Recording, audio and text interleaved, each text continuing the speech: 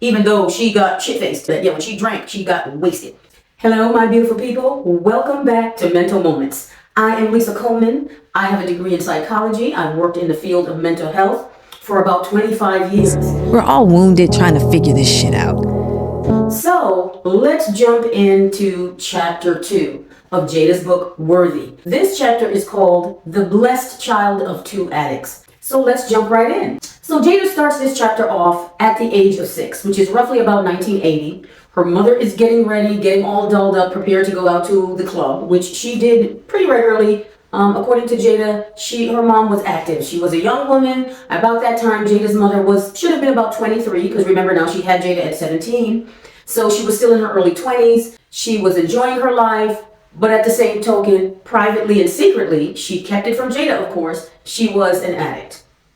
At this time, Jada's saying that she's getting dolled up, she's putting on her lipstick, her mother was a gorgeous woman, and she enjoyed going out and hanging out with her girls. Jada also states the converted attic that was in her grandmother's house was a beautiful apartment where they had a living space. Of course, they had the bathroom. It was 3 bedrooms. One room was hers. They had a sitting room, and then the other room was her mother's. So as you know by now, Jada was an only child for her mother. She was the first grandchild of her grandparents. So to reiterate, Jada was very loved, and her family doted on her.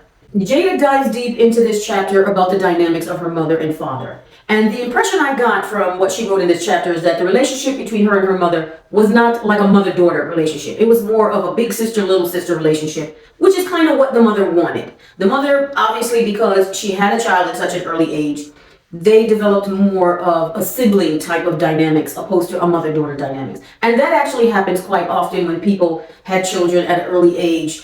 They didn't really want it to be looked at as a mother. They didn't want that stigma of having a child out of wedlock or at an early age. So it made sense when Jada mentioned that her and her mother, their relationship was more like big sister, little sister. Jada goes on to detail how her mother and father met. They actually met in high school. They dated. Again, she didn't get into too much details of whether they were head over and heel in love or the dynamics of the relationship as far as them as a couple. But Jada did mention as they were dating, her mom got pregnant at the age of 17.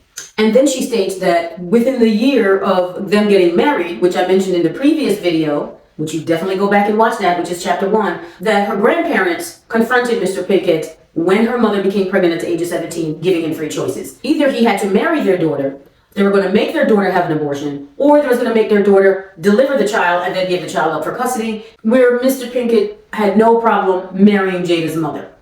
Now, the marriage didn't last long. It ended after a year. Jada said she was only 4 months old at that time, which was 1971, which is the year she was born. Now, I was given the impression that drugs was introduced to mom by way of her father.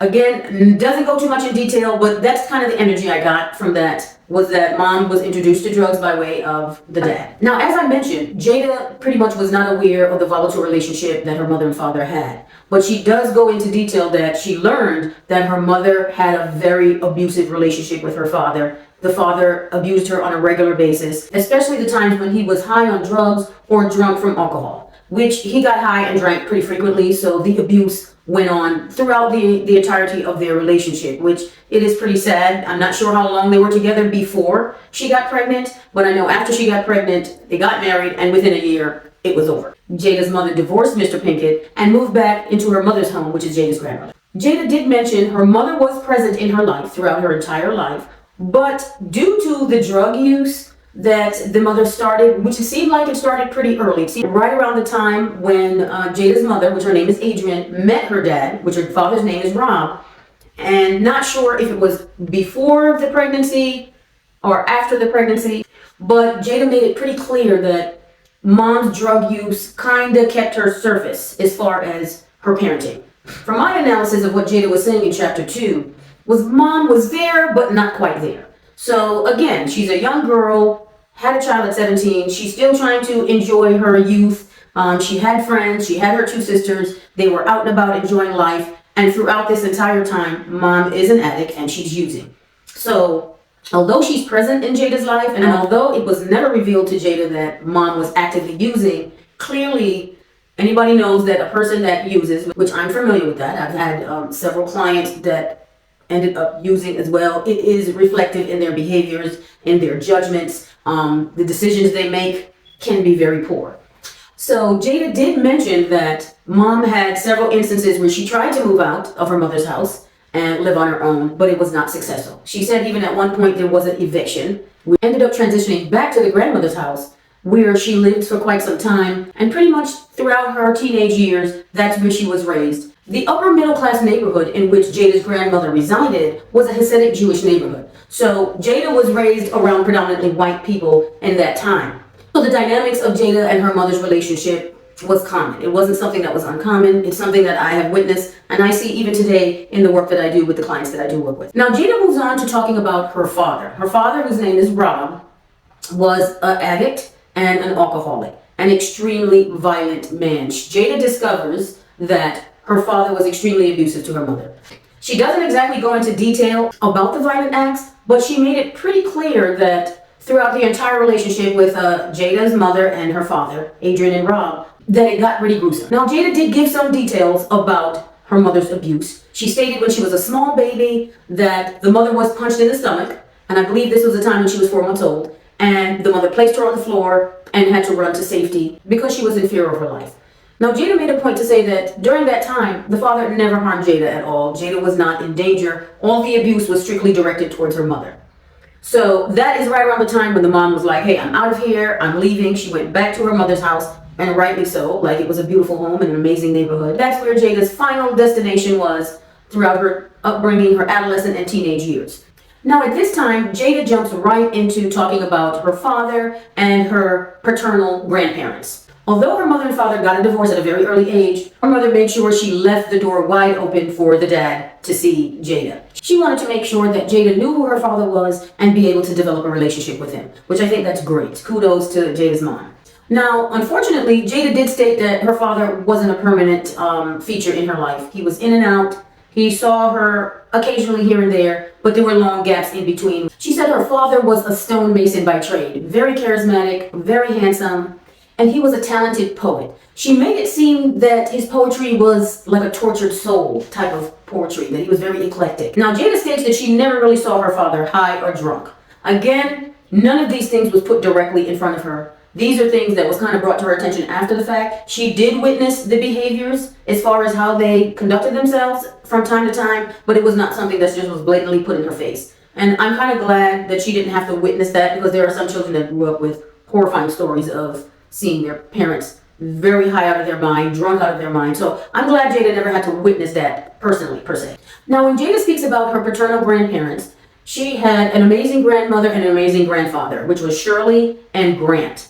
Jada states that Grant was an attorney that works for the government, that Shirley was a teacher that ended up being the school principal. When I heard that both sides of her families were very prominent black people that held really high-ranking positions and were highly educated, like just incredible, amazing. Again, chef's kiss. She was born into a very progressive family on both sides. Although, her mother's side was an upper middle class, her father's side was still middle class. Their home was smaller.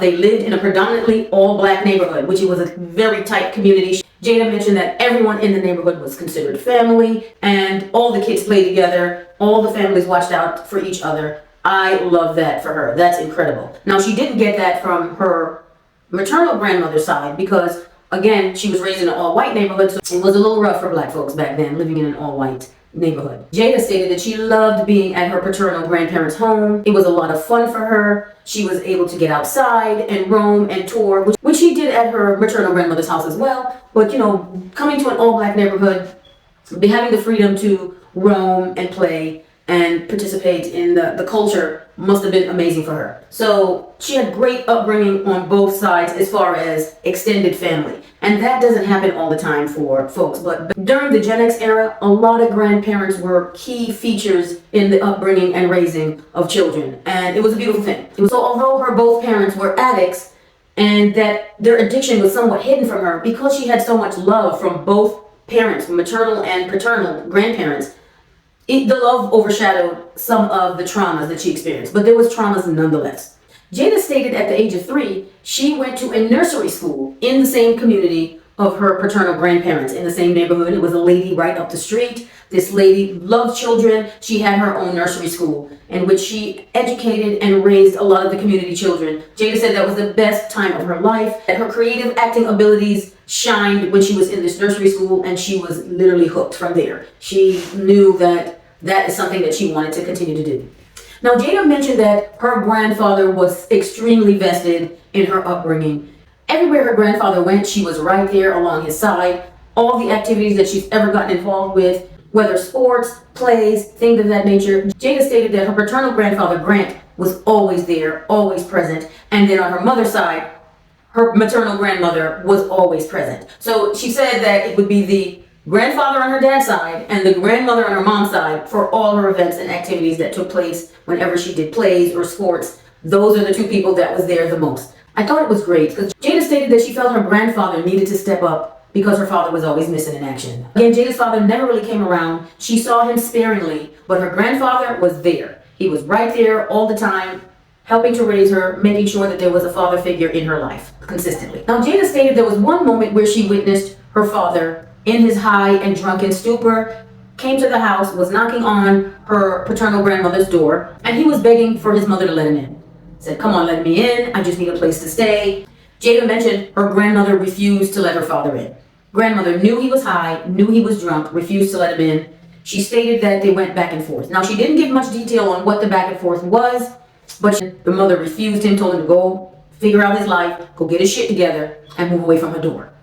Jada did mention that the grandmother did put some food in a bag, put it outside on her porch, so that way he could get something to eat, because she mentioned that her grandmother and her father had a super tight relationship when he was more lucid, before he became an addict. But of course, as he became an alcoholic and an addict, that tight relationship became severed.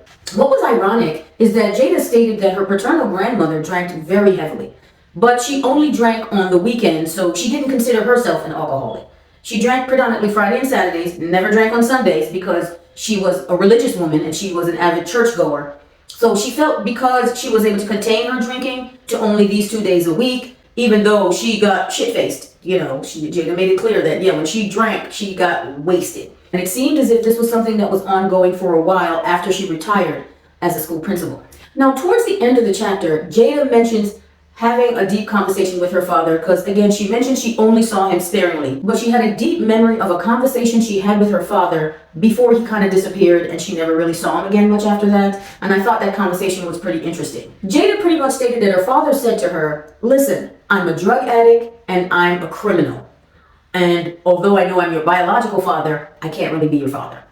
At that point, when she heard the news, she was pretty calm. She took it fairly well, but it did hurt her. It hurt her that this man, knowing he's her father, stated to her that he couldn't be her father. And she said that her father was a type of man that didn't chuck and jive. He didn't beat around the bush. He was very straightforward in his conversations with her.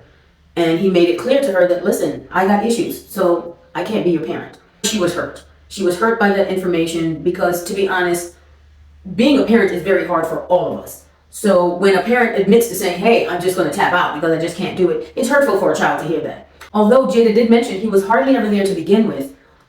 He kind of dipped in and dipped out. They would have just a few conversations here and there.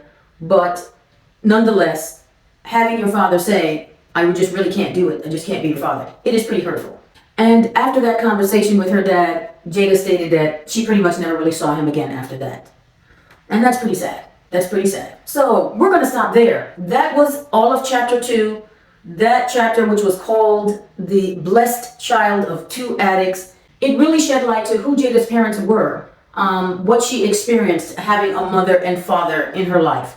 Although Jada had her maternal and paternal grandparents as a solid staple in her life, and they have raised her with care and understanding, and they took the time to spend quality time with her and showed her love. They showed her general love, and they participated in everything that she was doing in her life.